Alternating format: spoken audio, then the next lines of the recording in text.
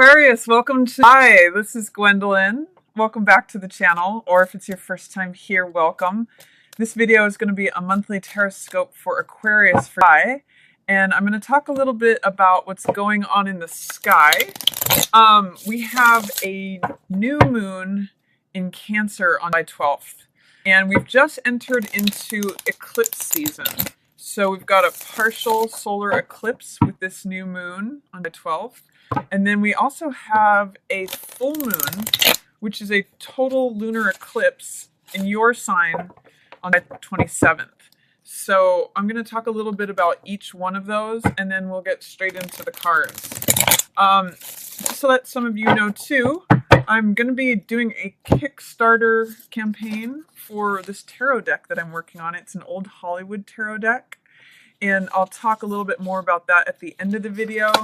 And I'm also offering at the beginning of July here some of 3-card readings at a promo rate. I'm doing 5 of them at the dollar rate instead of $10, and I still have some of those available. So if you'd like to book one of those, I'll have a link up above to do that. So with the new moon in Cancer, that's happening in your 6th house, Aquarius, and that's the house of work, of day-to-day schedules, routines, health, habits, all those kind of things that we do on a daily basis.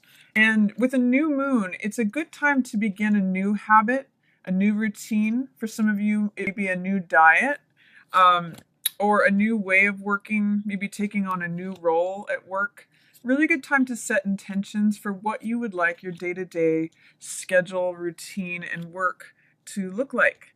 So with a partial solar eclipse too, it can be a time where it's bringing things to the surface that are normally in our blind spot. Like you might have something where you've always wanted to have a certain schedule, but you haven't quite seen the way how to do it. And so this partial solar eclipse can bring some of that to illumination for you. You get an aha moment where you didn't see something before and you see it now.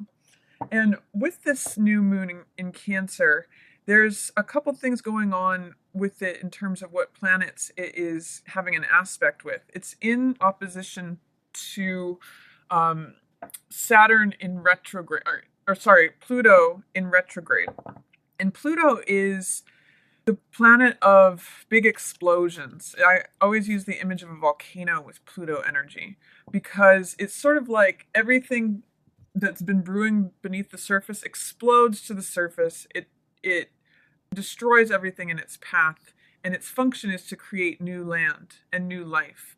So that is opposing the sun and the moon in Cancer. And the Sabian symbol that represents the degree that it's at says, or it shows a prima donna singing. So there can be a lot of people competing for attention on stage. It could be like ego battles. Pluto is always about, struggle and conflict so that we can promote greater harmonies. So that's one of the things that might be going on, is there might be ego battles and power plays, that kind of thing. But on the same day, at the same time, there is a grand trine in Earth. We have Uranus in Taurus, we have Saturn in Capricorn, and we also have Venus in Virgo. So the other option, other than getting involved in those dramatic battles, is to just stay grounded and to observe more like an audience member of those things that are going on. So those are some choices around that new moon, especially if it has to do with things at work, because it's a new moon in your 6th house of service and work. And then on the 27th, we have a full moon, again, a total lunar eclipse, and this is called the blood moon, and it's the longest lunar eclipse in 100 years. So it's really going to be about bringing feelings to the surface that have been unexplored for a while. Things that have been buried, old traumas from the past, old feelings that are outdated for release. And the moon always has to do with our feelings and our emotions. And with this happening in your 1st house, Aquarius, it's related to feelings about the self and feelings about your identity. There may be feelings about who you are in the world that are ready for release. and ready for to be replaced by something else. You could have some outdated emotions or deep feelings about yourself that are no longer relevant or no longer serving you. So a full moon is a time where you can complete things, you can release things. The spotlight's going to be on you in terms of your emotions and older things that you can release and move on from. So it could be a very healing time for you, Aquarius. So that's what's going on in the sky. And then for the cards, I see that we open the month. This is funny. I'm actually seeing that you want to go from being a bit serious to being playful, fun, and lighthearted. King of Swords is definitely you, Aquarius. And this is someone who is an expert in their field. They're experienced. They speak the truth. They're very logical, analytical, practical. And with this in reverse, it's someone who is overly serious, or it's someone who isn't speaking their truth. It's someone who may not be being truthful with themselves, or they can feel a little bit heavy, a little bit dour, a little bit overly mental. You know, their mind is guiding and controlling them, but not in the most beneficial way. Their mind could have a mind of its own in a certain way when this card shows up in reverse. And there's sort of a heavy energy, and I see him looking at the Fool saying, you know, why can't I just smell this rose and have this carefree attitude? You Aquarians love a sense of freedom, and that's what this card is about. It's about new beginning, beginner's mind. And I really see it with this new moon in Cancer, in your 6th house of health and work, that this could be a real opportunity for you this month. You could really cut loose from old things that held you back and begin something totally new. You know, have a clean slate. That's what this card's about. It's the 0 card. So it's like all things are possible. It's potential energy. It's the 0 where nothing is formed, and it's beginner's mind. And Fool is very lighthearted. He's playful. He's carefree. He's full of laughter. And it's just like beginning a new adventure. So what I'm going to say for the opening of this first week here is it's a good time to let go of any seriousness and things that are holding you down, things that are occupying your mind, and really see that life is new every day. That's what the Fool, is able to see. Every time that sun rises, he's refreshed and renewed and ready for the new adventure ahead. So see if you can embrace that energy, Aquarius. It's here for you. I see that you be taking time out to reflect on something to do with a relationship, especially if it hasn't been as joyful lately as it has been in the past, or if your status in relationship is not bringing you as much joy, vitality, and radiance. 4 of Swords has to do with taking a time out. It has to do with reflecting on things, thinking things over. And when I see 4 of Swords with the Sun in reverse, I kind of see like you're maybe thinking about, why am I not happy? Or why am I not as happy as I could be? Why am I not as joyful and radiant as life could be, full of sunflowers and relationships, friendships or romantic relationships with the sun shining on you? And it kind of echoes for me this same theme that I'm seeing with the Swords energy, which is mental energy. It has to do with ideas, beliefs, knowledge, wisdom, understanding, your element, Aquarius. And it's surrounding these 2 cards, which really have to do with enjoying life, being sunny, carefree, being optimistic, having faith in life and the world. So I'm going to say, even though it may be difficult for you to take a time out, to take a retreat, you have some resistance, fear, or doubt about taking a time out, it might be a good time to do that at the beginning of Aquarius, because an overly serious attitude is really preventing you from accessing all this joy, all this lightheartedness, this carefreeness, playfulness that really is sitting here waiting for you. And I also see that, again, this Swords energy is draining away happiness that is really available to you. This is of Cups, which is the most amount of happiness on a card. It is reflective of emotional energy. Cups is where our heart is. And when this card's in the upright, it's like the end of the rainbow ends with you. But when it's draining out, the rainbow's pouring out. And what I'm seeing with this spread is that these are all swords energy. King of Swords in reverse, Knight of Swords upright, and Nine of Swords in reverse. It's the mind that is really causing this to happen.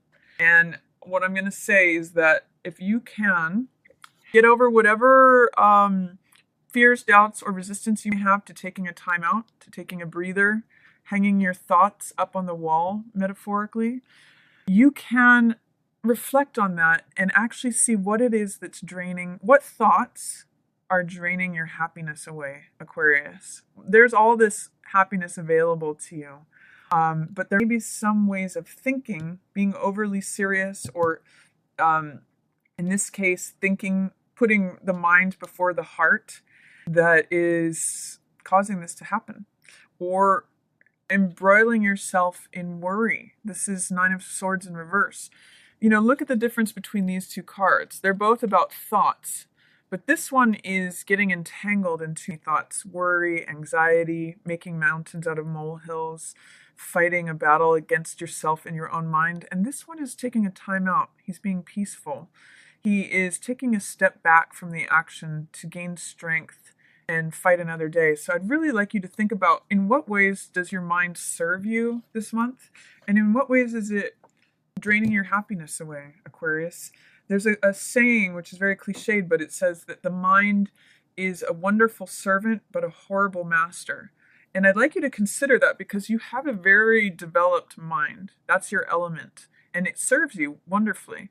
But in excess, in the reverse here, it's sapping, it's draining away. It's causing you to be overly involved in your mind and draining out your emotional energy and preventing you from what's sitting here waiting for you, which is full energy, carefree, freedom, adventure, faith, and radiance, joy, happiness. So I really encourage you to take a time out and think things over and think about how your mind, see if you can get more connected with your heart and let the mind be in a second place position. Because look at the end of the month here, you have Lovers showing up. And this is all about being open, being vulnerable, being authentic, sharing your heart with someone else, potentially making a decision regarding a love relationship. And I'm going to come back to that, but I'm going to talk a little bit about some of the other cards. It's the very center of your reading is Knight of Cups versus Knight of Swords. And I really feel like this says it all, Aquarius. Are you going to be the person who rushes into things and thinks of, is concerned with being right, is concerned with having the sharp retort or the quick word, the quick reply without considering someone's feelings? That's Knight of Swords energy. Or are you going to embrace Knight of Cups energy, which is sensitive and caring and sharing your heart or receiving a love offer? That's what's here for you. And these two are kind of battling it out. It's kind of mind versus heart is what I'm seeing. And as long as this mind energy wants to be in charge, this is what happens. The emotional energy gets drained away, Aquarius. So just be aware of that. Again, that the mind can be a wonderful, wonderful servant, but it's a horrible master. So I'm going to encourage you to see who wins out in this battle, the mind or the heart. It's up to you. But considering all the swords energy, it may not be the best time to let the mind rule. Maybe try connecting with your heart more, and you've got a lot of things opening up. You've got Knight of Cups, the most amount of happiness available. Fool, being open, carefree, lighthearted. Sun, feeling vibrant, motivated, optimistic, sunny. And King of Cups, which is a love offering, wearing your heart on your sleeve, presenting and engaging with emotional energy. So a lot of good stuff. I also see Hierophant in reverse here. So this means that it may be doing something in an unconventional way for you, doing something that is not normal for you. Normally, Hierophant is about higher learning, connecting with our spirituality, our inner guide. And in the reverse position, it may mean being a little bit of a rebel, bucking against conventional norms and traditions, doing things in a way that's different for you. So if you always rely on your mind as the way to get you through, I'm going to encourage you to do something different. Open open and trust your heart. See if you can get comfortable in that, because there's good things ahead if you can do that. Focusing on this worry, anxiety is not serving you. It's only going to cause you to feel a loss, emotional loss, financial loss, physical loss. These all go hand in hand. When we are feeling, our thoughts influence our external circumstances. And this is a card where the external circumstances are reflecting mental gymnastics and excess of overthinking things. So I'm going to encourage you to take things slow, to embrace the lighter side of life. This could potentially be an earth sign person that you're dealing with. This could be a Taurus, Virgo, or Capricorn. And this card really is about taking things slow, being grounded, being assured of your forward steps, not being anxious and not overthinking and not, again, letting that mind run away with itself. This is about being practical, being grounded, being solid. So with this in reverse, what these two are telling me, we've got 3 knights here. Knights mean experimenting with things, sometimes going to excess or sometimes not doing things enough. But what it's telling me is that this Knight of Swords energy is what's ruling.